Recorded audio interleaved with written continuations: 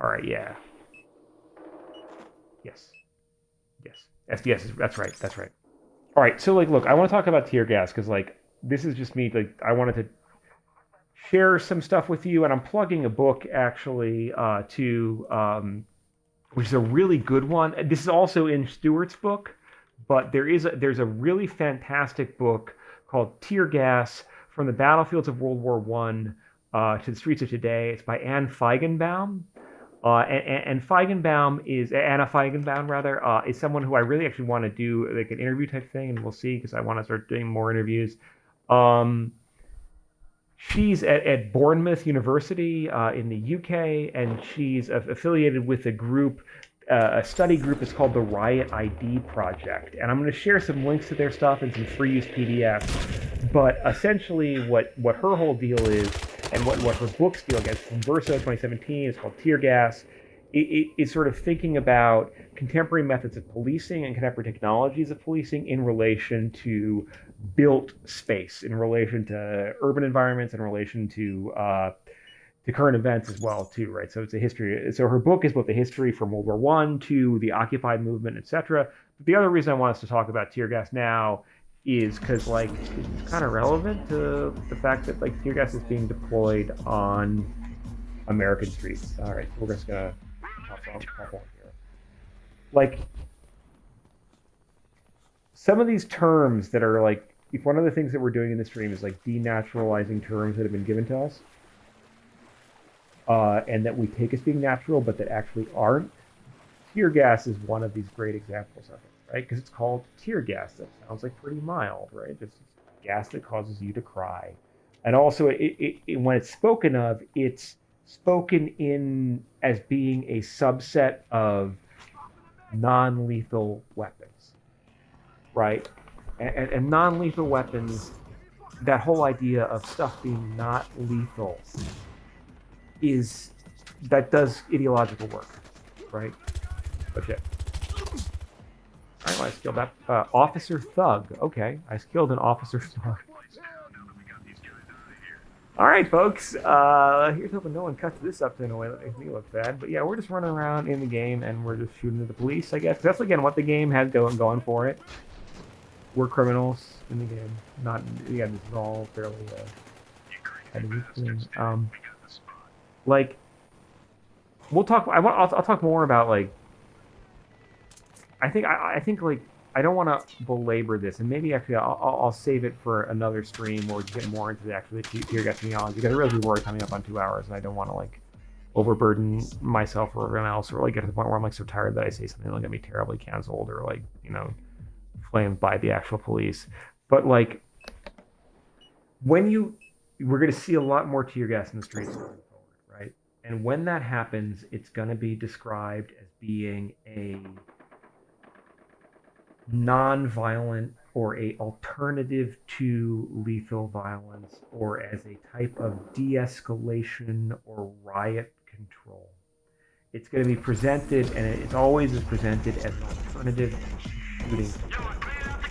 And what Feigenbaum gets into in her book, and I think we actually will do it that way in the future, because I don't want to do this wrong, because it's a really important thing to talk about, is that in fact that is a deliberately constructed ideological sort of PR canard, right? In the sense that, okay, I was going to play in earnest, I'm going to spoil this for you. Times are really bad.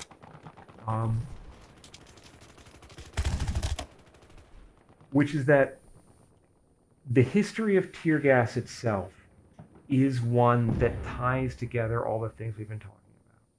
It is a weapon that starts out on the battlefield of set-piece World War conflict, World War One, and is used as part of the broader arsenal of proper militaries, but that very rapidly becomes used for policing and social control. Yes, and that's exactly the key thing. Someone is in the this is regular. A bunch of things are like There's three questions here. What, like, one, like, do I support a citizen's right to get high on weed? Yes, absolutely. Number two, yes, there's nothing policing in this. This is straight battlefield. We're just like, we're just shooting people, right? Like the cops, criminals are just uniforms you wear. You're in the battle space, so to speak, and you kill one another. But this is the key thing here. Non-lethal, this category here. How do I say this?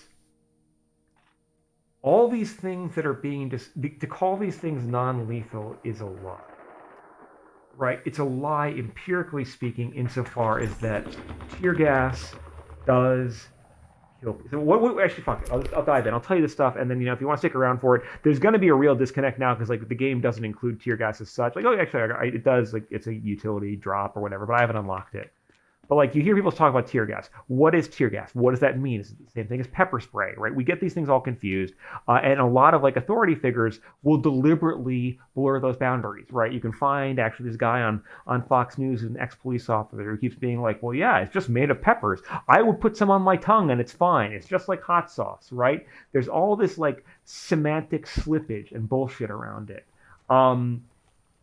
The reality of it is, so what is tear gas actually, right? Well, when we talk about tear gas, it's actually a whole bunch of different chemicals, right? There's one called CS, there's one called CN, there's one called CR, right? There's also a whole bunch of capsaicin or pepper-based chemicals, right? Which are referred to as like pepper spray, etc.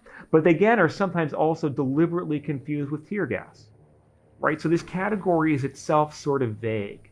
Much in the same way as like a weapon of war is also a vague category, if you're familiar with the American discourse on that. People say an AR-15 is a weapon of war. Well, I mean, that's debatable too, right? But to start off right off the bat, tear gas isn't even actually a gas, right? CN, CS, and CR, like in a lot of their basic forms, they're either a liquid or they're a powder, right? And what that means is that they're not being distributed as a gas. They're actually aerosolized liquid. They're a suspension. They're a mist. They're a vapor, right? Yeah, apparently it still does. Yeah. So they're not actually gases, right? Also, to call them a tear gas is itself a kind of interesting turn of phrase, insofar as that, yes, they are, technically speaking, lacrimatory agents, meaning that they make you cry. Lacrimae is from the Latin for like tears, right? If you did Virgil, haec sunt lacrimae rerum, these are the tears of things, right? It's a famous line.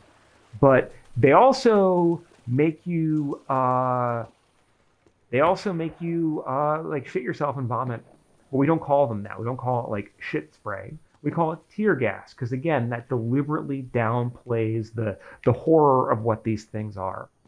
Now, here's like some stuff that I want to tell you about it, right? So if we're going to avoid that phrase tear, I'm going to use it now a little bit, but like if there's a problem with that turn of phrase, right, we need to we'll be a little more precise. So like there are these three chemicals, CS, CN, CR, and then there are the pepper-based compounds, right? We might want to call them chemical irritants, is one way to talk about them like that. Let's just call them chemical irritants for now, right? They're basically domestic chemical weapons. That's like the thing of it, right? Like here, I'm just gonna shoot these. Okay, it's whatever. The police got me. Let's just start off like empirically speaking, they are not non-lethal in the sense that the chemicals themselves can cause respiratory failure. They can cause a lot of shit, but like they can cause miscarriages, they can cause birth defects, they can cause brain damage, and that's just the chemicals themselves, right? Also, we don't know some of the long-term effects of these things, right? Insofar as that you can't actually, actually a lot of tear gas was tested on unwitting subjects, whether they be prisoners or soldiers, but you can't, no IRB is going to let you like test tear gas on people, right? So a lot of the data we get on this weeb, I mean, people like, sorry, up here, but a lot of the data that we have on that is entirely is only we only have from people who admit themselves to hospitals after they've been gassed, right? Which immediately limits a subset there, right? But also, these gases kill in the mechanisms of delivery, in the sense that the canisters from which, again, like tear gas are launched, they're physical objects. You can find these. The Riot ID project has catalogs of these. They tried to get an app going, but for some reason, that app is not available. The canisters will hit you. They move at a high velocity. They hit people in the heads. They'll take out eyes. They cause concussions. They cause brain damage. People have lost the ability to speak languages, right? There's one of the tragic story about one of these, a young woman in the Occupy Gezi movement in Turkey who's hit in the head with it. She speaks 4 languages and now can like barely function in any of them, in like her native tongue, right? Like, okay, the criminal vehicles balance Latin hip hop. This is wild as shit. Okay.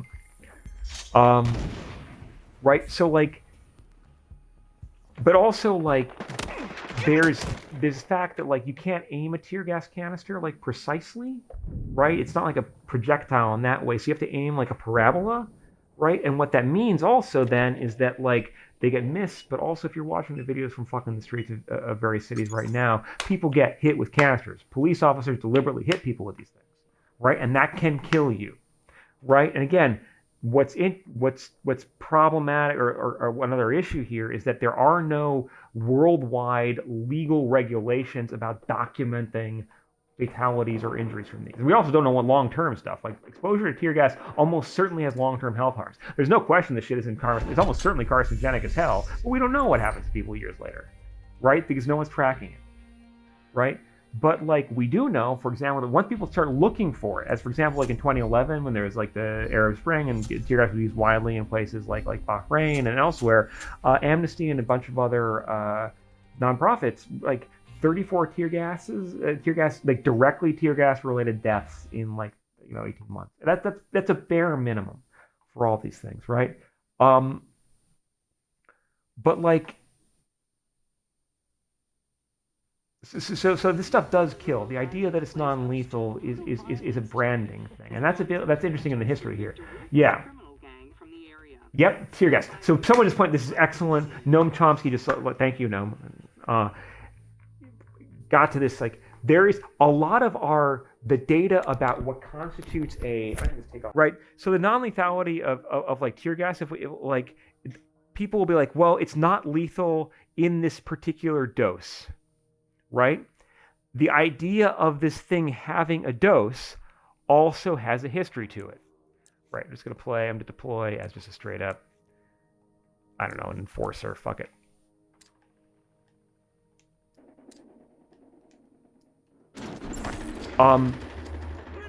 Cool. Here we go. Oh!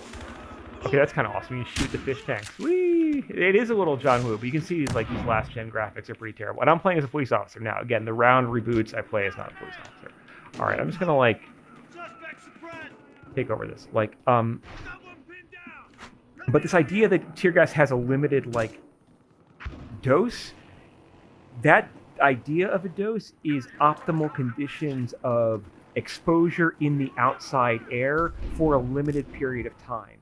That's not what the real world usage of tear gas entails, right? So like here we'll talk back, pause for a second, talk a little bit like what's the history of this stuff, right? Like if you know stuff about World War I, you probably know there are a lot of gases used in World War I. Oh shit, okay. Here's the okay.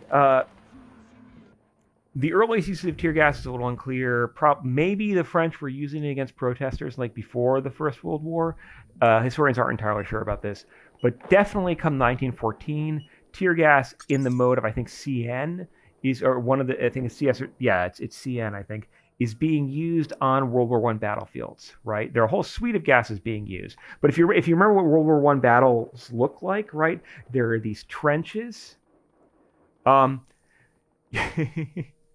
Cadian COD is pretty good actually. Like it's a little bit over 1.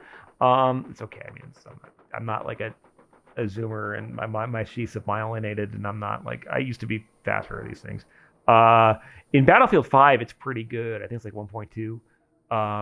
But yeah, we'll toggle into it. But like, so trench warfare, World War One. If we were playing Battlefield 1, we could even like visualize this. I'm just gonna do an operator here. No. Okay, cool. I'm just gonna presume someone else is driving. Oh. Look out, it's gonna blow! Oh my god, fuck. All right, World War One warfare, you have trenches, you have people in trenches, right? You have troops in these fixed positions, and what becomes a war of position that lasts forever. It's a grinding war. So what people want to do is, what strategists want to do is force troops out of those trenches and into open fields of fire where they could be killed by artillery or machine guns or whatever, right? Or other gases, right? By the way, actually, interesting factoid, we have these images of World War One, which are of people charging one another across trenches and then getting mowed down by machine gun fire. That definitely did happen a great deal, but the overwhelming number of battlefield casualties in World War One are from artillery, from like these creeping barrages of hundreds of thousands of shells in a given engagement, just moving over and over, sweeping areas of ground and just wiping people out. We don't like to visualize that, and we don't like to dramatize it in movies. But that's how most people died in World War One. Anyways, but you do have people in these these dug-in positions. You got to flush them out. You use tear gas to do this, right? And what tear gas does, it essentially it acts on capillaries. You lose the ability to breathe. You panic. You begin sweating out like actually all the stuff that you intake. It's really fucking awful stuff. And I'll include some links that get into the medical dimensions of this in the Discord and elsewhere. But it gets used a lot in World War One as part of an assemblage of other weapons and tactics, right? It's a good one. Like at one point, like I used to have like the sheaths are myelinated, right? That's a good excuse, but like yeah, like you know, like I've been seeing some of these kids like playing first-person shooters and they're like literally an inch from the screen. I just can't do that anymore. Maybe at one point I was faster, but I probably have too many worries and else going on in my brain that I can't remember. Like I can't focus like that. If I could probably do this better. Like again, this is the first time I played this multiplayer, so like again, forgive me. So World War One, tear gas is used alongside a whole suite of other gases, essentially as a like dispersal technique, but to specifically flush people out of entrenched positions, right? And it's used before mustard gas. I think it's used at the Marne in 14. And it's reviled by troops, right? But like, and this produces a whole bunch of conventions after the war that many people sign, most nations sign, like forbidding the use of chemical agents. Oh shit. Okay. One thing that happens though after World War One is that a lot of these nations, and particularly the French, have enormous stockpiles of tear gas left over. Right. I'm gonna go take position A. This time I think we're in Miami here. We're just doing this, right? And this raises a question, namely, what are we going to do, we qua the French and these other great powers, what are we going to do with all these remaining stockpiles of tear gas, right? Yeah, I think it is. Yeah, it's a hardcore. Counter-Strike, I grew up, Counter-Strike was my jam. That's like the first person computer I played, and then I went over to Rainbow Six. I never, like, COD I'd get into briefly. Right, at a given time, I played most of the COD games, but like, yeah, Counter-Strike was what I loved. Like technical first-person shooters were my jam. At this point now, I play a lot of COD just for this, but also it's great.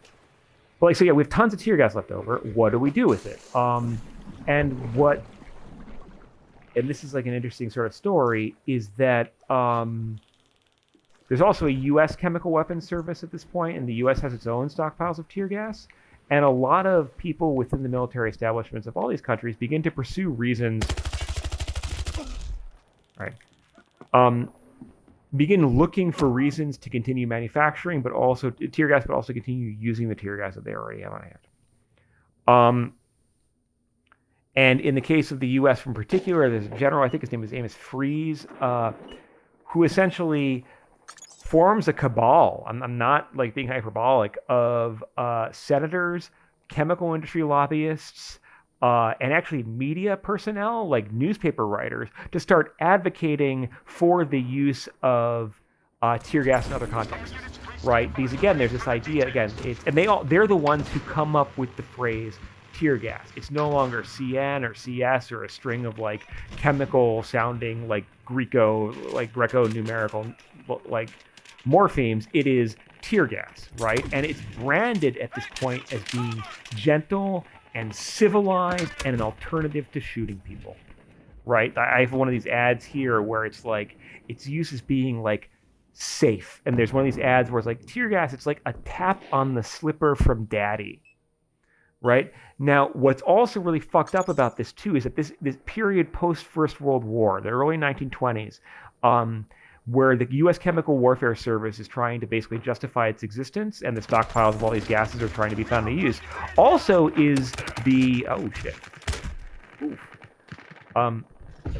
that's also when we start using gas chambers for executions. That's also when people start doing a lot of like gas-based pesticide stuff.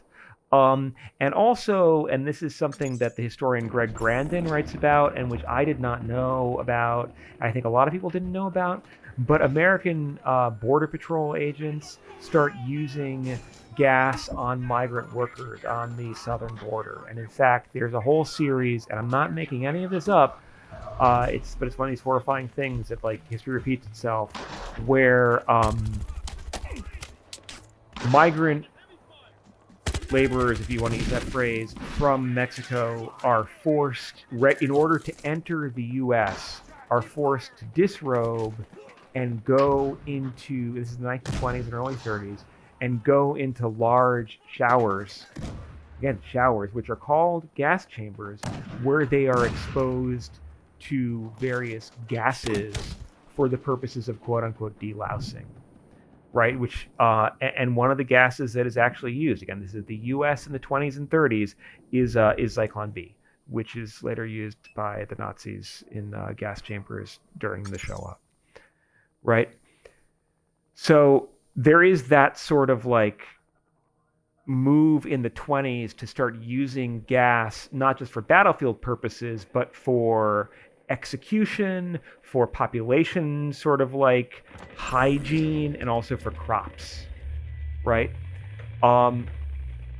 Simultaneous to this, it's also being used to used for like crowd control. And if you're familiar with some of the literature from this era, I think you're like Freud is into this, but also a lot of sociologists of the era. There's a burgeoning discourse of like crowd psychology and like mob behavior, right? This idea that groups of people are dangerous and they get together and they do things that are fucked up, and thus they must be, when people are together, certain types of atavistic behaviors manifest themselves.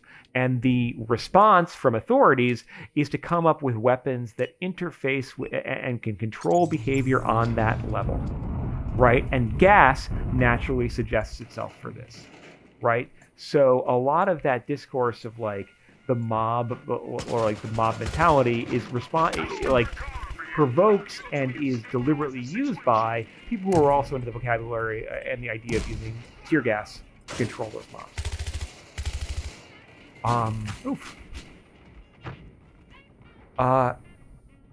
And this is literally, the other element to this too is that it's used for mob dispersal in the sense, so we start seeing in the US, we start seeing tear gas being used, again, this is CS or CM, being used, CS is specifically the one at this point, being used to disperse mobs of striking workers, but also in an episode that I really want to talk about more at some other point, to disperse this striking World War I veterans of the bonus army, who basically, and this is actually like, again, talking about past prologue, essentially these are World War I veterans who are owed paychecks and pensions, who set up a encampment on the lawn, on the mall in Washington, D.C., demanding, I think it was Hoover, pay their pensions.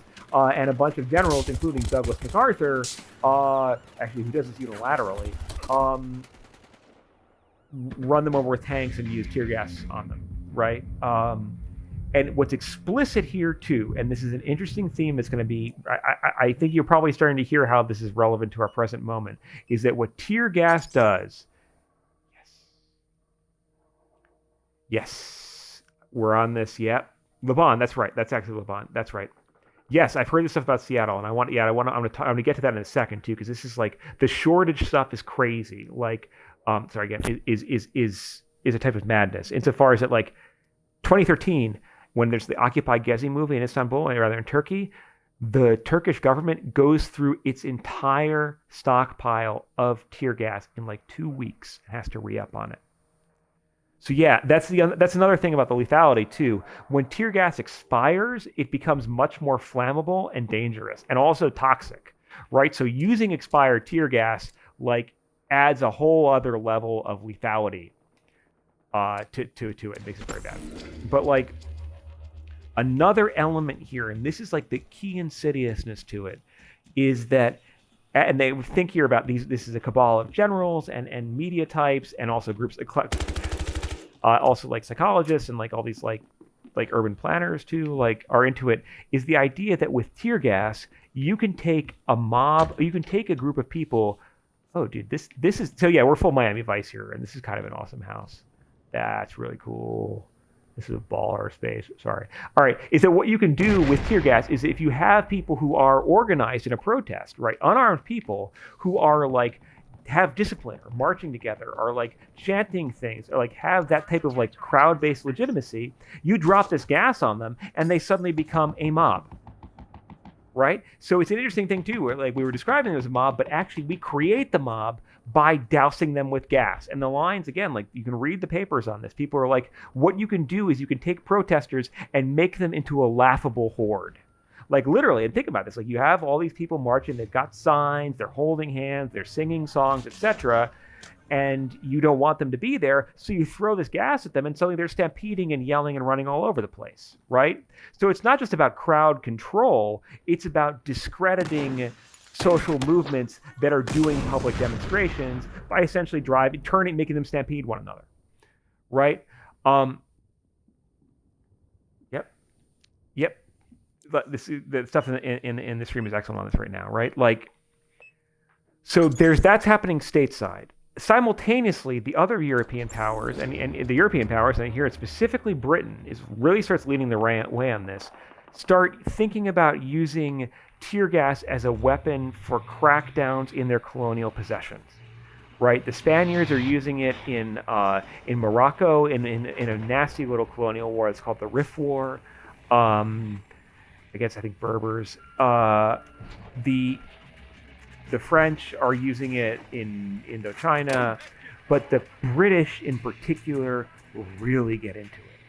And the British really start liking it, so much so actually that they rapidly run out of it, have to get more from the US, and create their own domestic tear gas production facilities that basically that stabilize CS in the form that it's used today. They also, and like this is like it's a big deal in the sense that they also create like climate-controlled fake villages to test this shit out that resemble the humidity and other conditions of different domains in the British Empire. Right, so there's like one where they like try to match like how does this behave at a humidity level that's like Malaya? How do they try and make this behave in like a space that's like I can think of it like any of several other options, but like also like they start fucking with this in Northern Ireland too. But essentially the British in particular are particularly interested in this because also India is one of the like their laboratories for it, because a lot of these colonial possessions are mounting national movements of liberation, but also non-violent mass resistance. And specifically in India, right, where the people associated with Gandhi and others are doing things like laying down in streets to shut down, like by thousands, to shut down like traffic, right, or stopping trains, etc. And again, this is powerful social activism. You have lots of people, they're unarmed, they have discipline, and they're laying down in space passively. They're doing non-violent resistance. Right? The British, this is exactly right. Exactly. The Churchill, thank you. The British are, and you can read the documents in the British colonial archives, they're like, well, we can't shoot these people. And in the case, there's a particular episode of Nigeria where it's a lot of the activism is led by Nigerian women. And children they're bringing families. And the British troops are like, I think the line's like, they're most distressed when they have to fire upon these crowds. And clearly the legitimacy of the colonial authorities is put in question once the media gets images of them just shooting people. Like, we can't shoot all these people.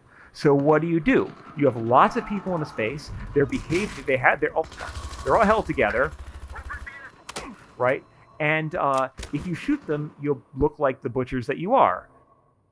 So what can you do? You gas them instead, right? And Churchill loves this. He starts doing aerial bombardments of gas in Afghanistan and what is now northern Iraq, right? I think, right? All these colonial authorities start essentially, again, like this is a counterinsurgency problem. You control the territory, you control the space, but the people in it, very, very vexingly refuse to be controlled themselves. So what can you do on a population level, on the level of crowds, on the level of an entire village? You gas the shit out of them.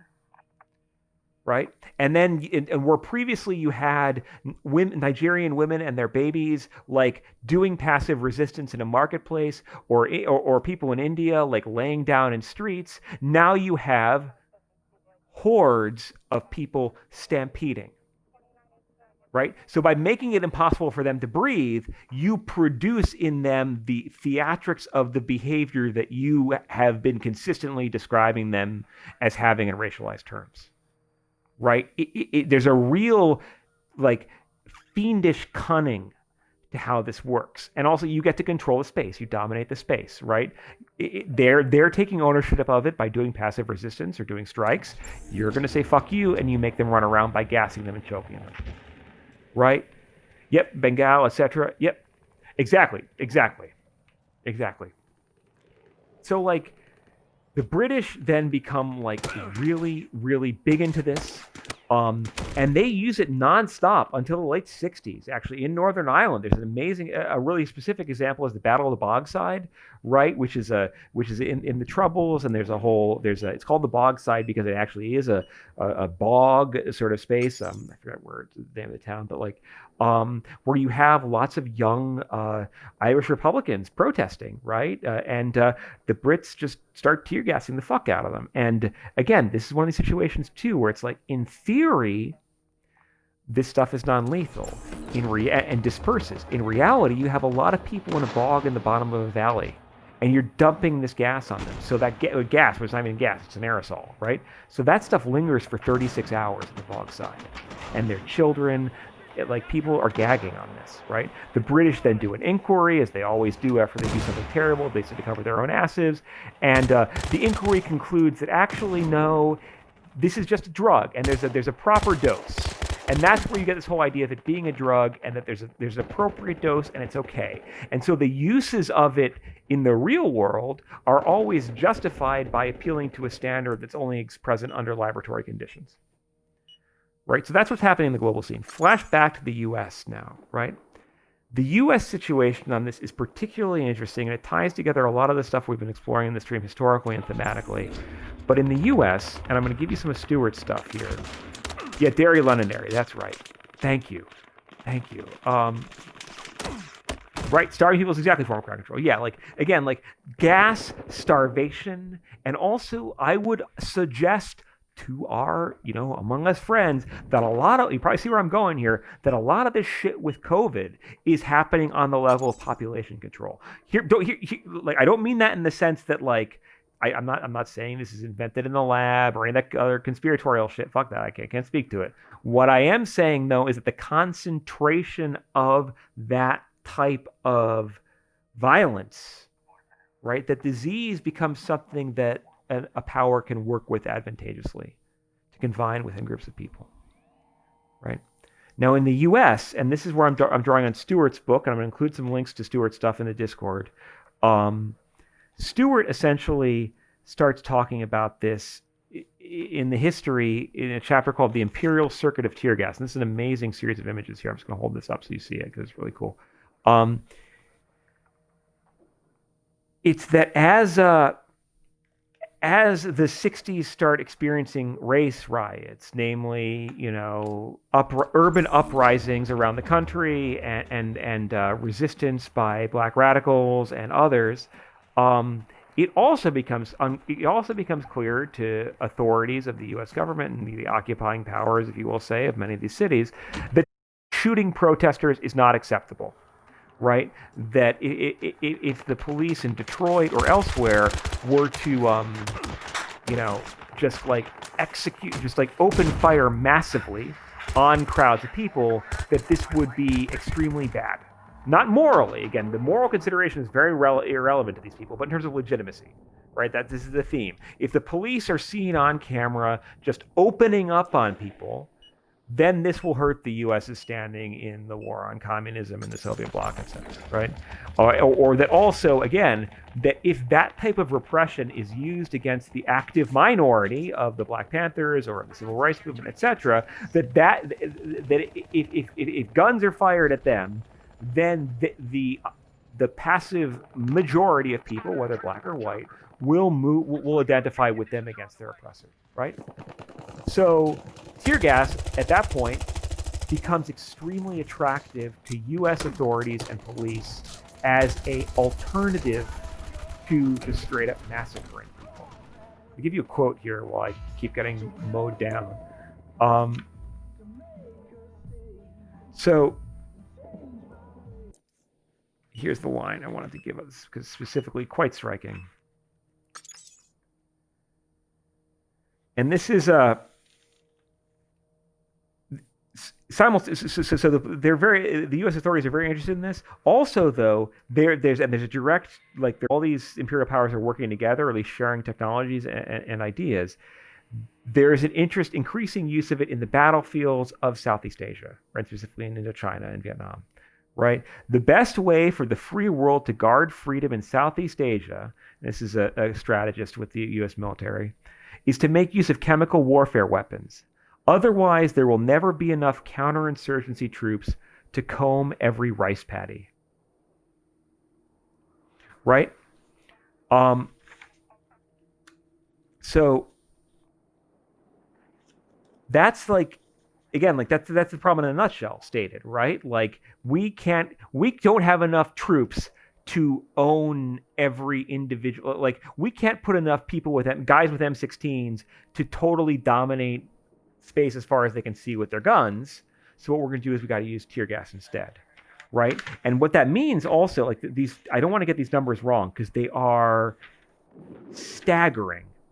Here we go. CS is, again, like, by the way, this is illegal in formally declared war under conventions, right? Like the use of gases like this is illegal under international law.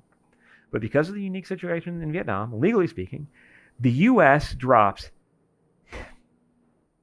This is okay.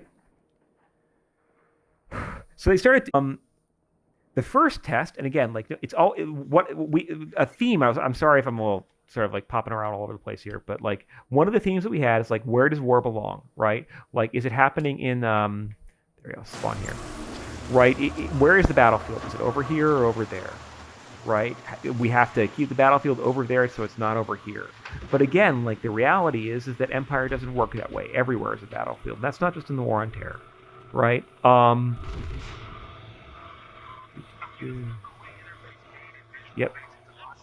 Yep, I love where we're going in this with the deterrent stuff, right? This is like, here's the actual, like, the first protest.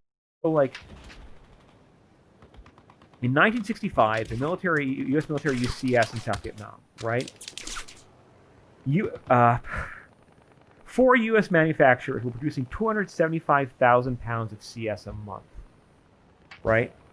And the first tests of CS in Vietnam are called, again, Operation Birmingham, after a restive municipality in the U.S. South, right? And the amount of, by like 1969, so the U.S. is dropping CS all over South Vietnam. By that point, by 1969, his internal U.S. calculations, 13,736,000 pounds of CS had been dropped on South Vietnam, which is enough to blanket 80,000 square miles, right? Which is 14,000 square miles more than South Vietnam itself, right? So the entire country is literally, like, obviously it's blanketed, but like the U.S. drops enough of this tear gas on Vietnam to neutralize, to blanket all South Vietnam, right? Now, what Stewart gets into in his book, and it's really striking, is that simultaneous to its battlefield use, U.S. Dude walked. I mean, he was there. Sorry. Okay, sorry. I gotta do this. Sorry. We're just gonna drive this dirt bike because this is too cool. Sorry, I can't. we're really pushing the bounds of like what can be focused on at one given point here. This is really fun. Oh. It's about to get awesome. All right. While the U.S. is doing this, yes. Ask anything. No, go ahead. Go with questions. It's fine. Yeah, you get to ask anything you want, right? Like U.S. Vietnam, like so as the U.S. is doing stuff in Vietnam, right? They're also increasingly using it in riot control stateside. You have riots in Detroit, I think it is, where the U.S. police fire like 10,000 rounds in 2 days. It becomes increasingly clear that the legitimacy of the U.S. state will be severely damaged if police are just shooting people. And so police start using, and exactly, I think the Johnson administration authorizes the use of tear gas. And not just authorizes it, but delegates the authority to authorize it to local police, which is a key thing, right? So instead of it being the president calling for this, it instead becomes a tool within the tactical repertoire of police departments. And suddenly, the police are using it all over the place, right? But the thing here too is that, and this is, I won't steal Seward's thunder because you should buy his book, but he gets into this. It's that, trust me, yeah, go ahead, drop a link, do it. Drop a link, do it. It's okay. What happens there, and this is like really interesting, is that the U.S. authorities start saying, and it's a bootstrapping process, that actually, don't worry, we can use tear gas here against protesters because we've tested it in South Vietnam and it's fine. And meanwhile, when international authorities and like the UN, etc., but also U.S. media and U.S. civilians start asking, well, what's up with all this chemical weapons we're dropping all over Vietnam? The U.S. response is, don't worry, police departments use it all the time. Right? So the two mutually justify one another in a very canny way.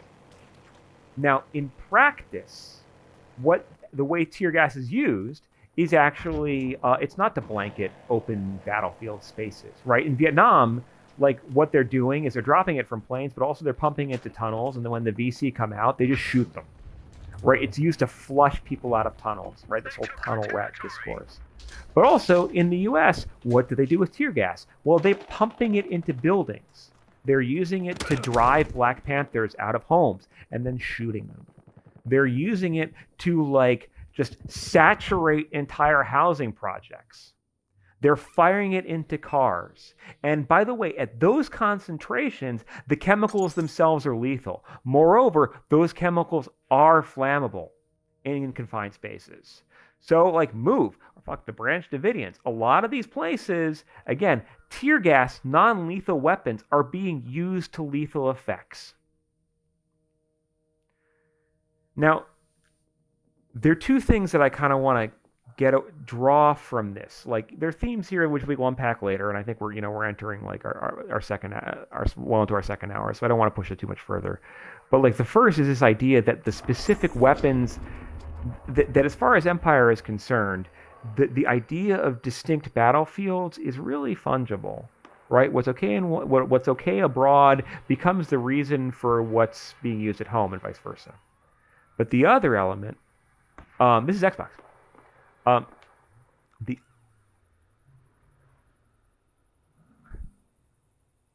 The other thing here, okay, there's not going on. The other thing here, though, is this whole idea of non-lethality, right? The non-lethal shit is actually quite lethal, but it's always by appealing to this sort of abstract, sort of like non-lethality that's justified. Well, this is a bug. This is not a feature. Even though the police, you look at the videos of police right now, they're shooting people with these canisters, right? People are going to die because of this, right?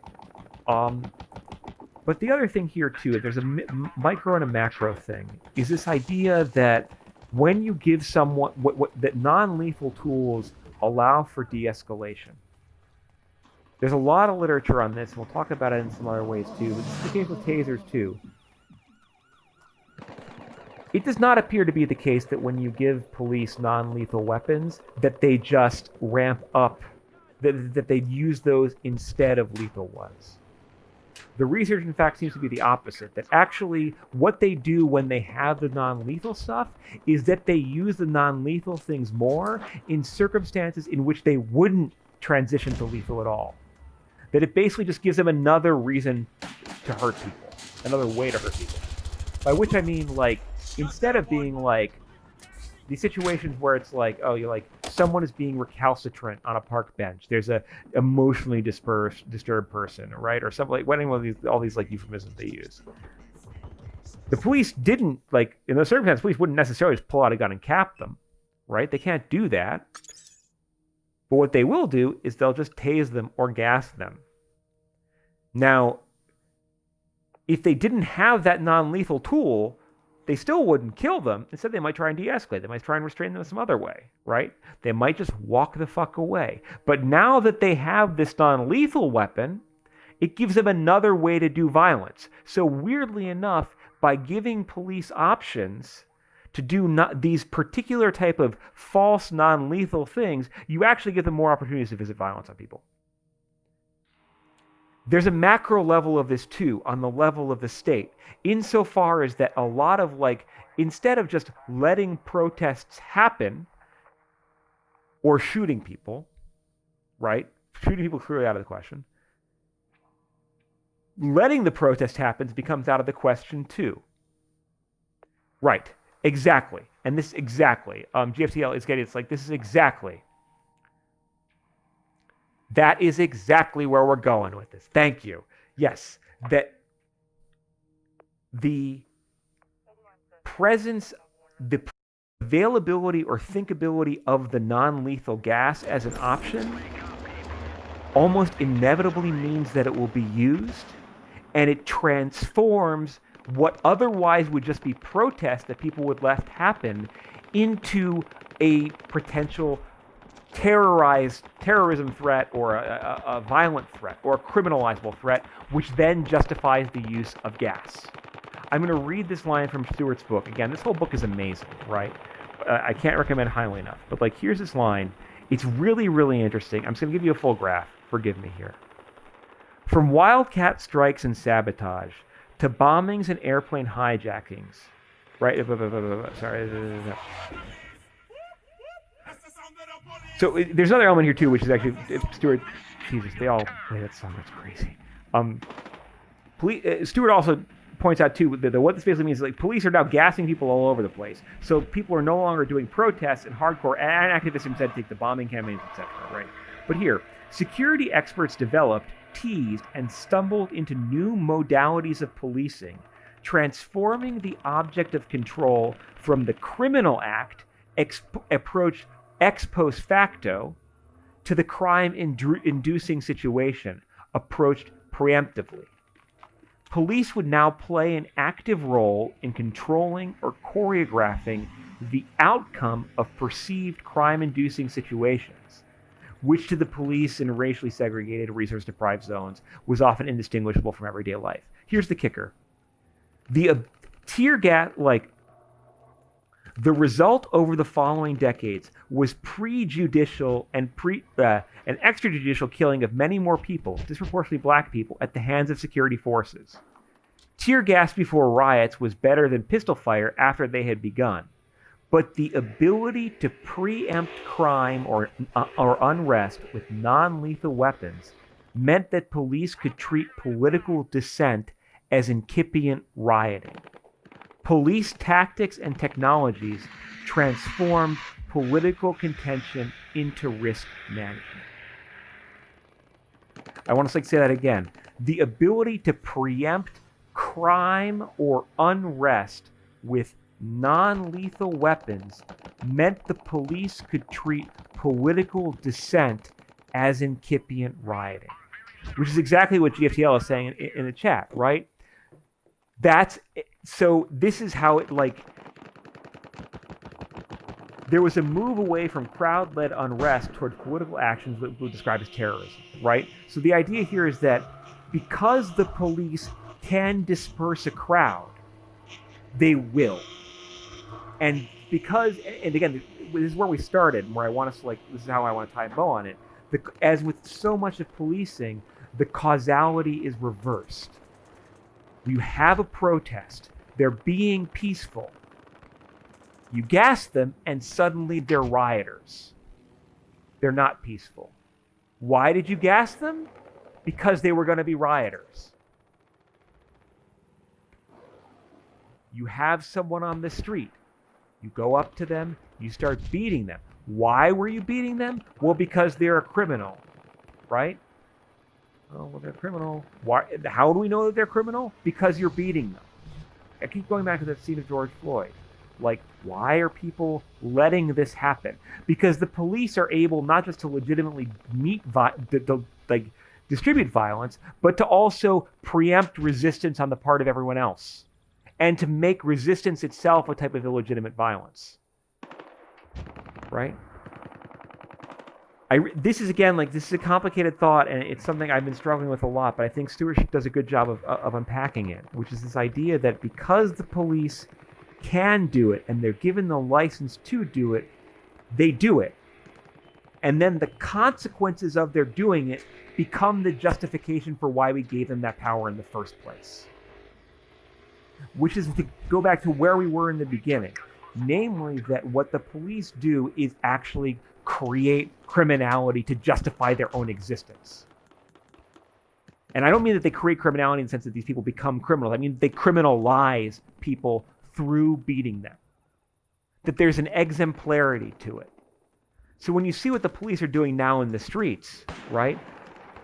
It's not just the cognitive dissonance where it's like the president's saying these people are terrorists.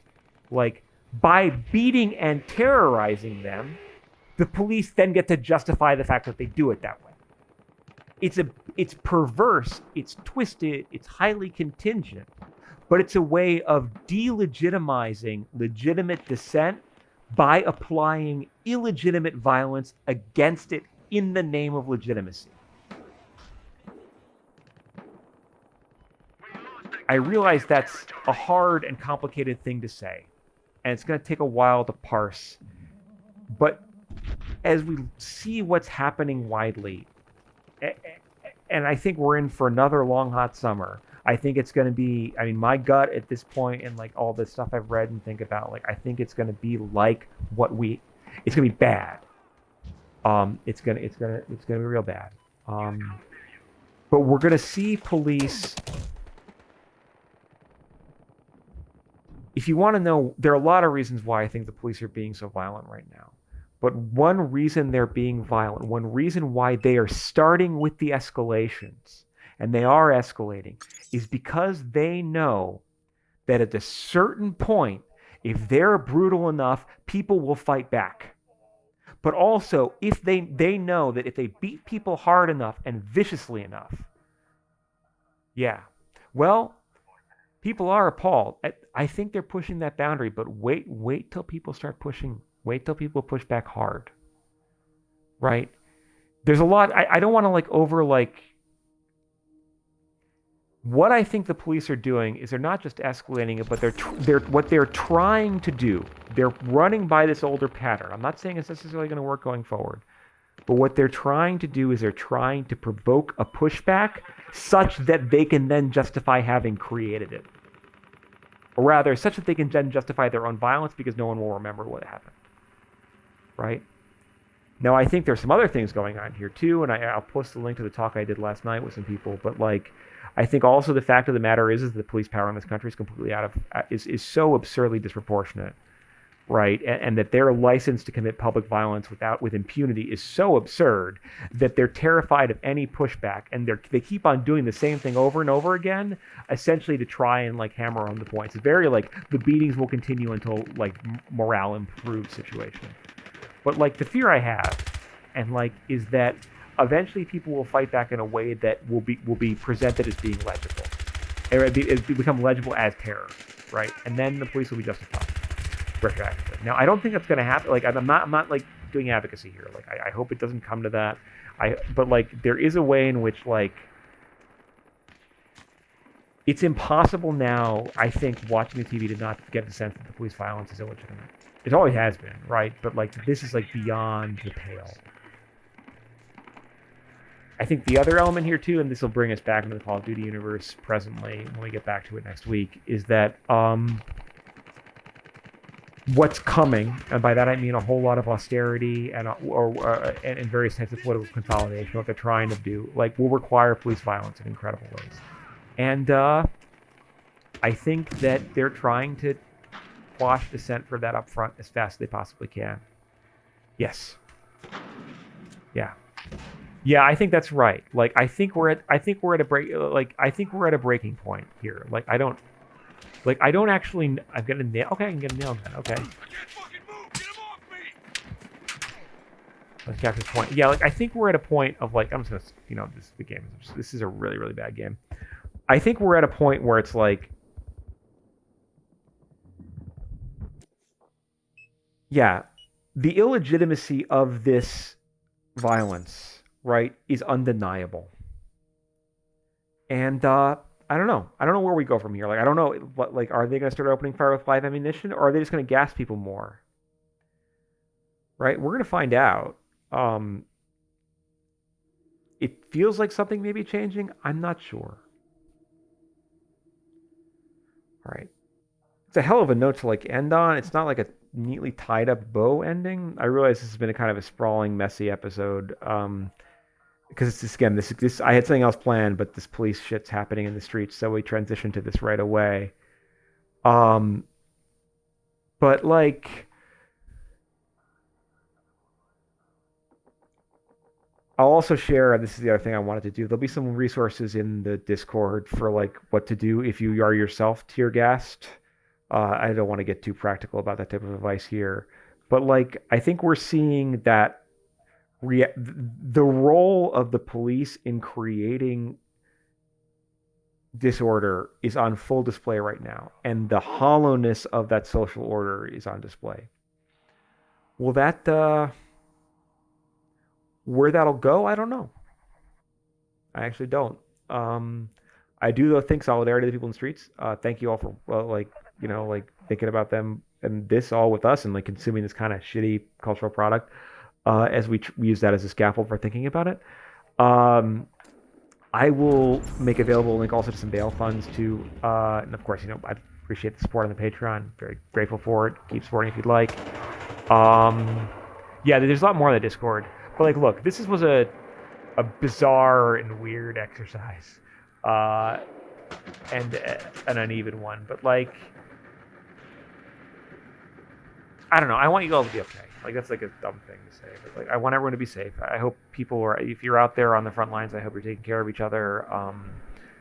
I hope you were lucky, and I hope you were safe. The one thing I will end on this, and this is again, it's actually part of what's in the game here too. All these games, like all these games offer, in a certain point, is violence. All this particular social order can offer is more violence.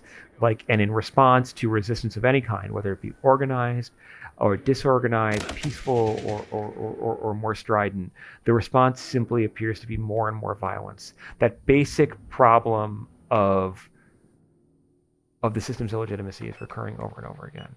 And I don't know. There's got to be some way through. Like, I feel like more of the same is intolerable. So yeah, on that very cheery note, please everyone stay safe. Thank you all so much for this, like, again, kind of rambling, kind of messy ad hoc exercise. But like, I hope you all take care of yourselves. Solidarity to everyone. Stay safe. It is though. All right. Take care, my friend. Yeah. Bye-bye.